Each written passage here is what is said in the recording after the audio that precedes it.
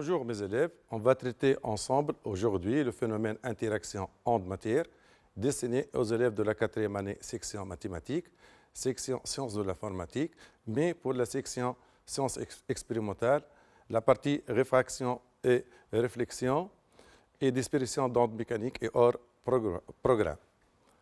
On souhaite retenir l'attention de nos élèves et leur implication dans la construction des concepts physiques relatifs à l'interaction onde-matière. On va commencer par la partie suivante et par la situation suivante. Qu'observe-t-on dans la partie droite de la cuve à ondes lorsque les rides rectilignes rencontrent l'obstacle ou le barrage muni d'une ouverture? Voilà notre figure qui représente le phénomène où on a une cuve à ondes. On a divisé cette cuve à ondes en deux parties, une partie gauche et une partie droite. Dans la partie gauche, on a des ondes mécaniques qui se propagent le long de cette partie. Ces ondes-là sont périodiques, sinusoïdales et verticales qui sont créées par le vibreur. Qu'est-ce qu'on va observer dans la partie gauche? Mes élèves, certains élèves vont penser que l'obstacle menu d'une petite ouverture va empêcher les rides rectilignes de se propager dans la partie droite de la cuve à ondes. Par contre, d'autres élèves vont penser qu'une partie de rides rectilignes vont passer à travers l'ouverture, comme le montre la figure suivante. Et d'autres élèves qui pensent que les rides rectilignes arrive à contourner l'obstacle à travers la partie ouverte. On va exploiter l'animation numéro 1 pour décrire le phénomène observé.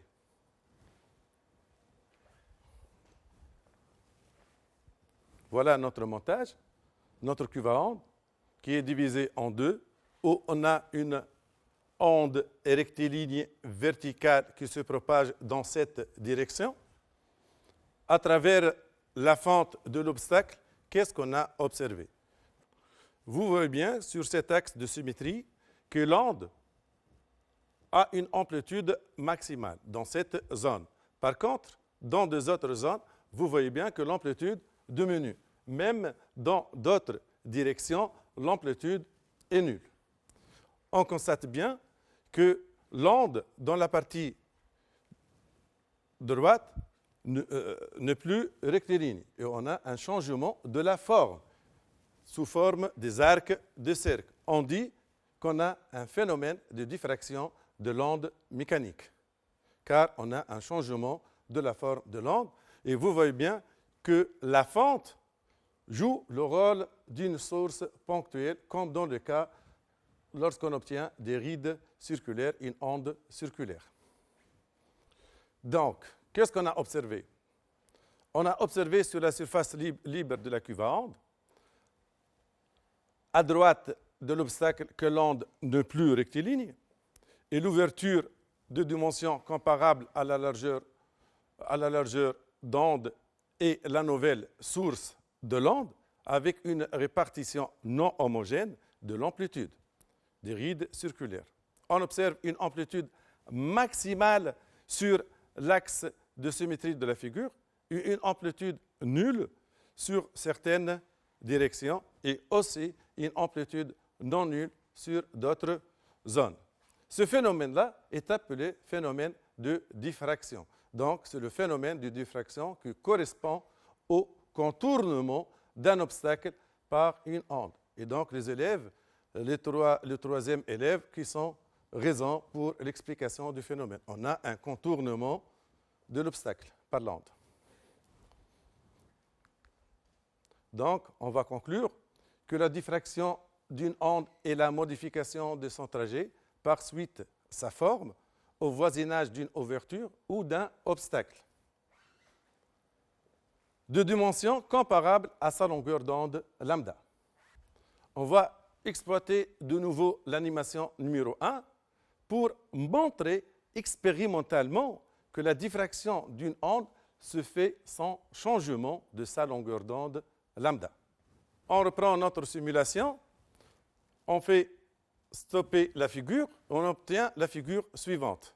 Si je prends, par exemple, deux crêtes consécutives de même nature, 1, 2, 3, on trouve qu'on a deux longueurs d'onde pour cette distance.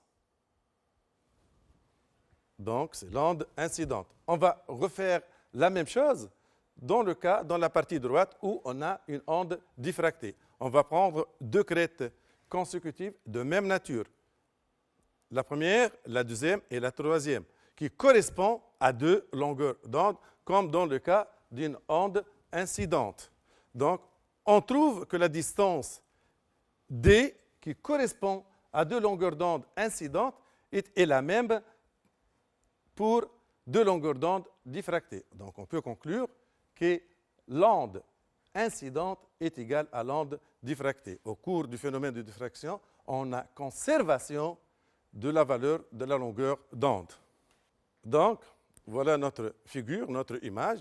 Comme on a dit tout à l'heure que la distance T qui sépare trois crêtes de même nature, qui correspond à deux longueurs d'onde, est la même dans le cas d'une onde diffractée. Donc, lambda' est égal à lambda. À l'aide d'une règle en respectant l'échelle donnée, on mesure la distance, comme on a dit tout à l'heure, D, séparant la première ligne de crête et la troisième ligne de crête. On refait le même travail pour des primes qui se trouvent dans la partie où on a diffraction de l'onde. Sachant que la distance que sépare les trois crêtes est la même. On trouve que ces deux distances, chaque distance correspond à deux longueurs d'onde. Deux longueurs d'onde incidentes, et aussi dans cette partie, on a deux lambda' qui correspond à la longueur d'onde diffractée. On peut écrire que D égale à 2 lambda, et pour la même distance, on a trouvé 2 lambda'.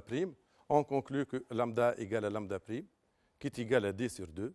La diffraction d'une onde se fait sans changement de sa longueur d'onde, comme on a vu dans la simulation. On passe maintenant à la tâche suivante. On va de nouveau exploiter l'animation numéro 1, mais maintenant, pour montrer expérimentalement que l'écart angulaire θ entre l'axe de symétrie de la figure et la première direction d'amplitude nulle dépend de l'ouverture de dimension A et la longueur d'onde lambda. Donc, on va prendre cette direction où l'amplitude de l'onde, comme vous voyez dans notre figure, est maximale.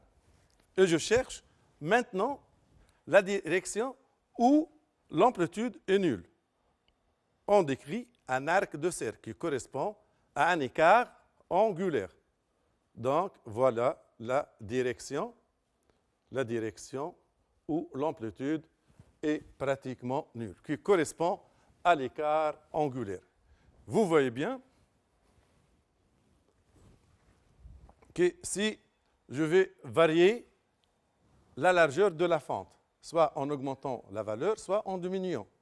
Si j'augmente la valeur de la fente A, qu'est-ce qu'on va observer pour l'écart? Et vous voyez bien que si A augmente, l'écart angulaire diminue. Si on fixe maintenant A, et je vais varier la longueur d'onde. Si la longueur d'onde diminue, et vous voyez bien, si la longueur d'onde diminue, vous voyez bien que l'écart angulaire diminue. Et vice-versa, c'est-à-dire si lambda augmente, l'écart angulaire augmente. Donc, on peut trouver une relation entre l'écart angulaire, lambda et A. Donc, l'écart angulaire dépend de lambda et A. Par suite, θ est égal à lambda sur A. Donc, on a décrit l'expérience. On a apparaître l'écart angulaire θ. Lorsque A augmente, on a constaté bien que θ diminue et vice-versa. Maintenant, on donne l'ouverture A fixe, par exemple la valeur la plus grande, puis on varie la valeur de lambda comme tout à l'heure. On a constaté que si lambda augmente, l'écart angulaire augmente et vice-versa. On conclut donc que l'écart angulaire θ dépend de lambda et de A. On peut montrer graphiquement à l'aide d'un rapporteur et d'une règle que θ égale lambda sur A par du calcul. Donc, l'écart angulaire θ entre l'axe de symétrie de la figure et la première direction où l'amplitude est nulle, comme on a vu dans la simulation. À l'aide d'un rapporteur, on peut mesurer θ. On trouve que θ égale 0,5 radian. On a vu dans l'expérience que θ est pratiquement égal à lambda sur A. On va faire un calcul et on va faire le calcul et calculer le rapport à lambda sur A. Est-ce que coïncide avec ce qu'on a dit tout à l'heure ou non? Donc, on calcule le rapport lambda sur A, on trouve qu'il est à peu près égal à 0,5 radian. Donc, on est en accord avec l'expérience. Donc, le rapport lambda sur A est égal à θ. Notez bien que θ s'exprime en radians, la longueur d'onde en mètres et A en mètres. Donc, qu'est-ce qu'on va retenir?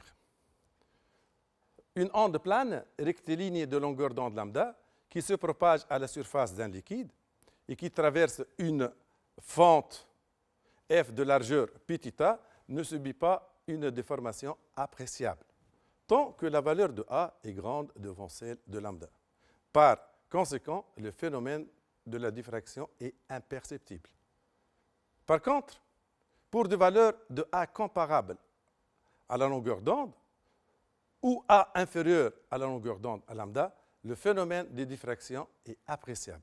Ainsi, le phénomène de diffraction dépend de l'écart angulaire θ qui est égal à lambda sur A. On passe maintenant à cette situation. Dans la figure, on voit une source laser rouge et un courant. Par analogie avec l'onde mécanique, une source laser, en absence de l'obstacle, on observe sur l'écran un point lumineux. Par contre, si j'intercale, comme tout à l'heure, un obstacle entre la partie gauche et la partie droite, c'est-à-dire entre notre source laser et l'écran, un obstacle muni d'une fente fine verticale. La question qui se pose, à l'aide d'une source laser émettant le rouge, une lumière monochromatique, on éclaire une fente verticale de largeur πθ. Qu'observe-t-on sur l'écran? Si on utilise nos connaissances antérieures depuis le collège, on peut prévoir à partir du principe de la propagation rectiligne de la lumière l'observation de l'image de la fente sur l'écran, c'est-à-dire une partie rectangulaire. La question qui se pose est, est-ce que l'expérience confirme ou infirme cette observation?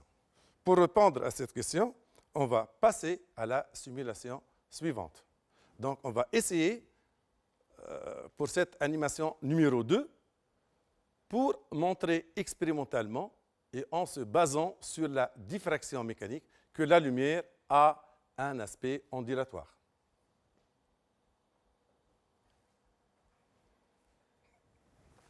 Voilà notre simulation, notre source laser qui se propage en une ligne droite.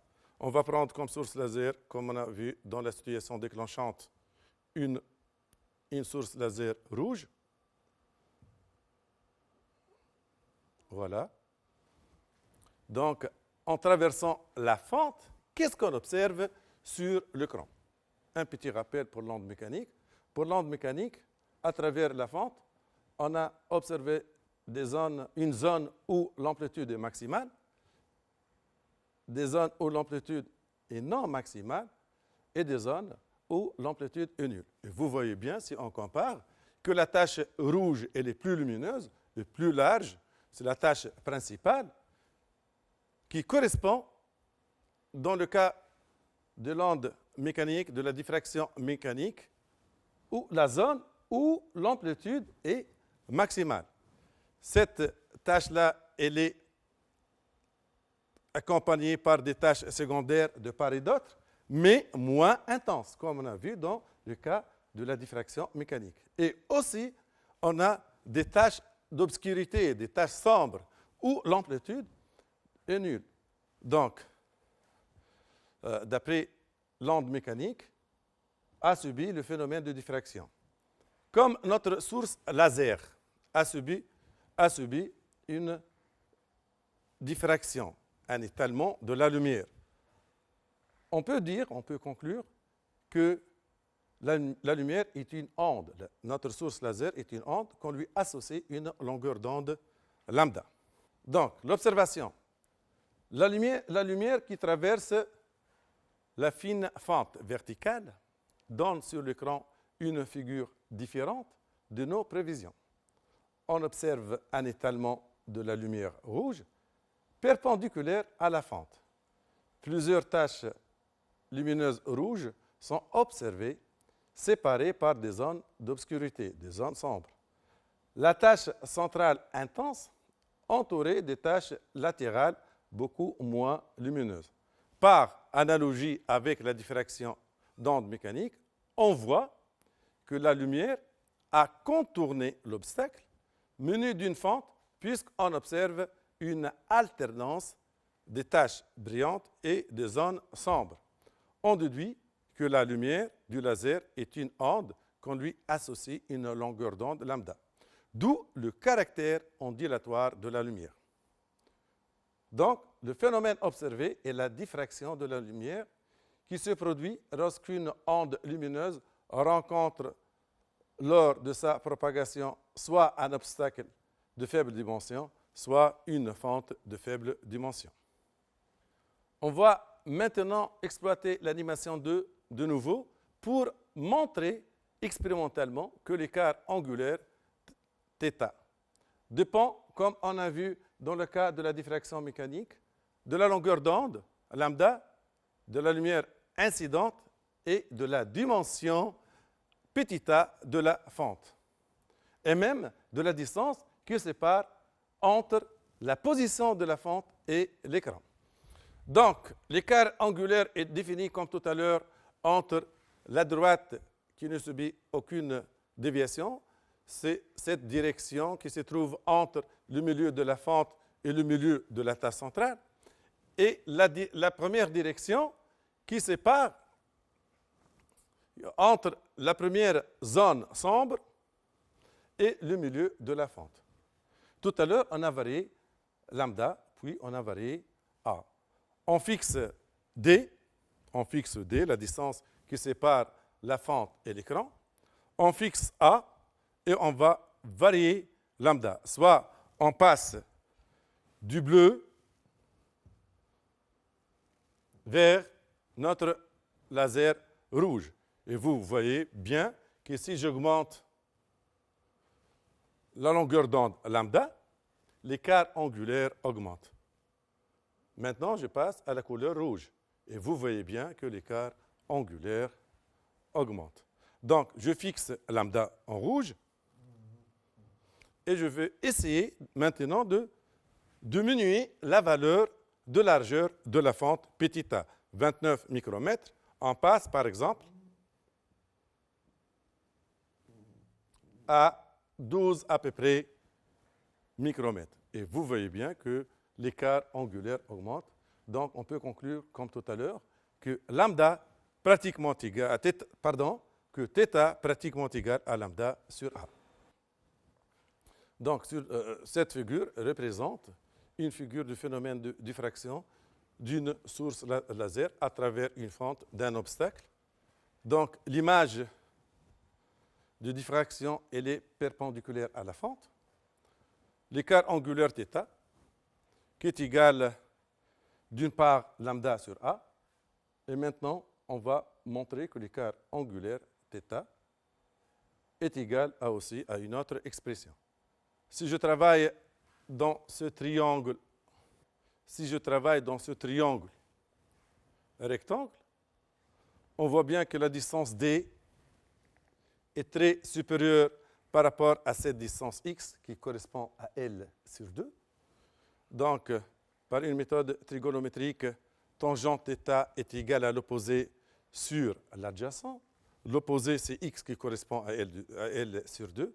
Le tout divisé par grand D. Donc, pour des angles faibles, on fait l'approximation suivante, que tangente θ pratiquement égale à θ. Par suite, θ est égal à L sur 2, le tout divisé par grand D, c'est-à-dire L sur 2D.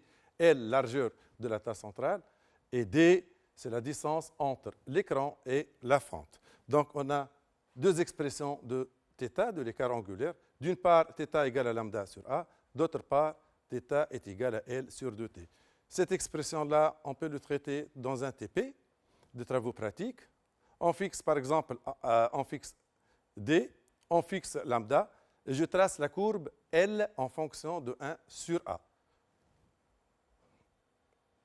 On trace la courbe, on trouve qu'on obtient une courbe linéaire passant par l'origine, dont l'expression de la pente est égale à 2D fois lambda. En calculant la pente de la droite, donc la pente de la droite correspond à 2D fois lambda. On calcule lambda, on trouve pratiquement que la valeur expérimentale, pratiquement la même valeur donnée par l'instructeur qu'on le trouve sur notre source laser.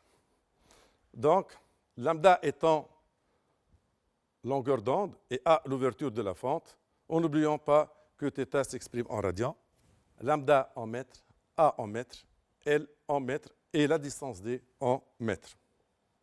L'essentiel, l'écart angulaire θ est par définition le petit angle sous lequel est vue la moitié de la tâche centrale, depuis l'objet diffractant. D'où l'expression suivante, θ égale à lambda sur A, avec θ l'écart angulaire en radians, lambda l'écart, la longueur d'onde en mètres, et A dimension de la fente en mètres. Quand les dimensions de l'objet diffractant diminuent, la diffraction augmente. Quand la longueur d'onde de la lumière diminue, la diffraction diminue. Plus la dimension de l'objet diffractant se propage de l'ordre de grandeur de la longueur d'onde de la lumière incident, plus la diffraction est importante. Qu'est-ce qu'on va retenir pour cette partie? Donc, c'est le physicien Huygens, en 1690, qui propose d'interpréter la lumière comme une onde. En effet, étant diffractée, la lumière peut être décrite comme une onde. Comme la lumière a un caractère ondulatoire, elle présente pratiquement les mêmes caractéristiques qu'une onde mécanique. On commence par notre première tirée. Une onde lumineuse ou radiation lumineuse est caractérisée par sa longueur d'onde dans le vide lambda, comme on a vu tout à l'heure, exprimée en mètres. Celle-ci est reliée à la période de l'onde t, ou de sa fréquence nu, par l'intermédiaire de la relation suivante, de la célérité c, lambda égale à c fois t, qui est égale à c sur nu.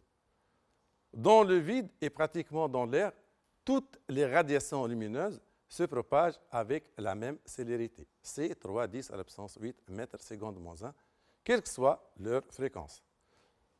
Donc, les ondes lumineuses se propagent même dans le vide. Cependant, les ondes mécaniques ont besoin d'un milieu de propagation de se propager. Chers élèves, on passe maintenant à une petite application, une petite évaluation. Je vous laisse lire l'énoncé.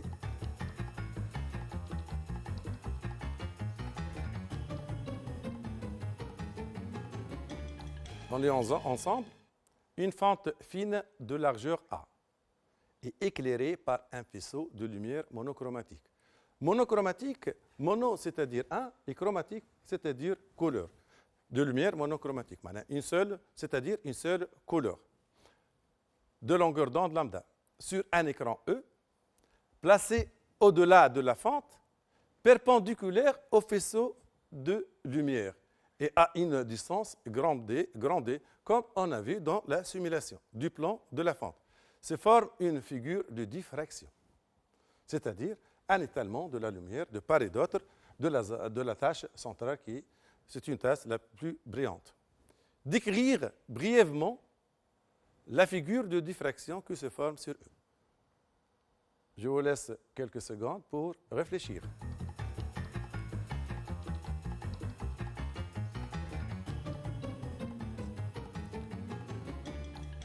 Deuxièmement, justifier le caractère ondulatoire de la lumière, mis en évidence dans cette expérience.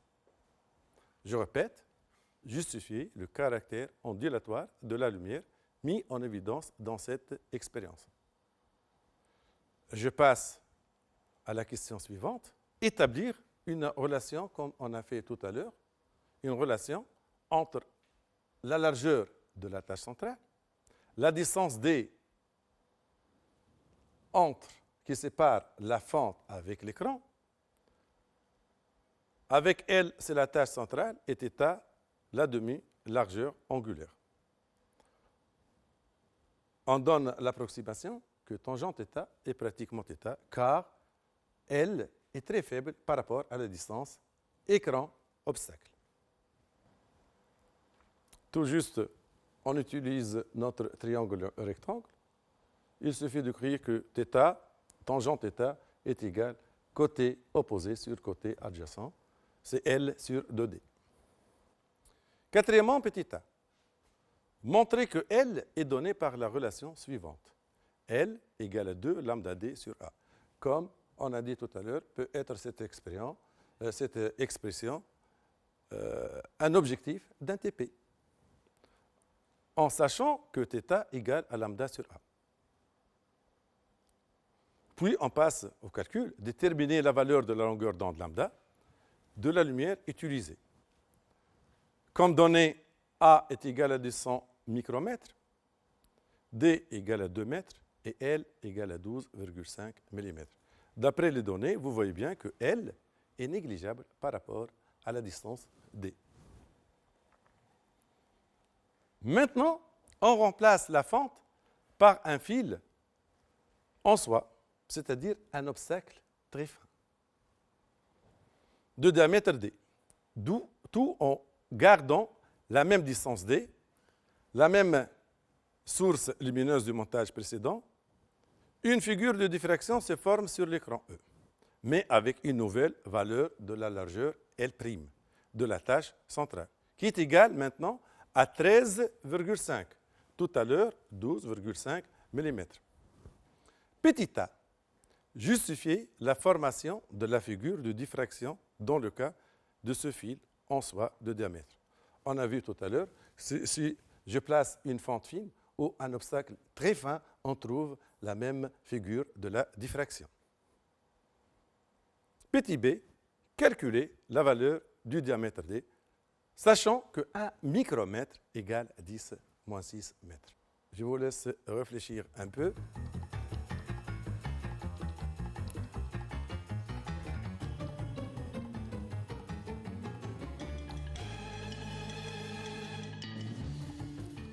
On passe à la correction de notre application. Pour la question 1, on voit une alternance des taches brillantes et des taches sombres dont la tache centrale est d'une part la plus large et d'autre part la plus brillante. Pour la deuxième question, l'interaction de l'onde avec les bords de la fente de largeur convenable donne lieu au phénomène de diffraction. Ceci est analogue à la diffraction d'une onde mécanique à travers une fente de largeur comparable à sa longueur d'onde lambda.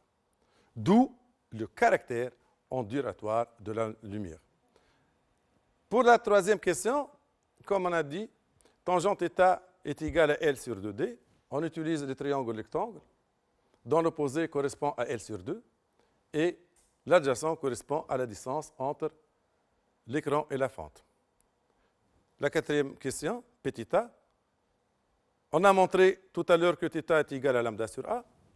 Et d'autre part, on a θ égale à L sur 2T, d'où la relation suivante, L de lambda D sur A, ce qu'il fallait démontrer. Petit b, on a, pour la détermination de la valeur de la longueur d'onde, il suffit de faire le calcul.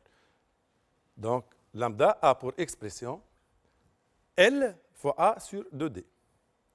Tout calcul fait, on trouve que la longueur d'onde lambda est égale à 625 nanomètres. On passe à la cinquième question, où on a remplacé la fente par un obstacle de largeur très fin. La diffraction a lieu pour une ouverture ou bien un obstacle de largeur diamètre convenable.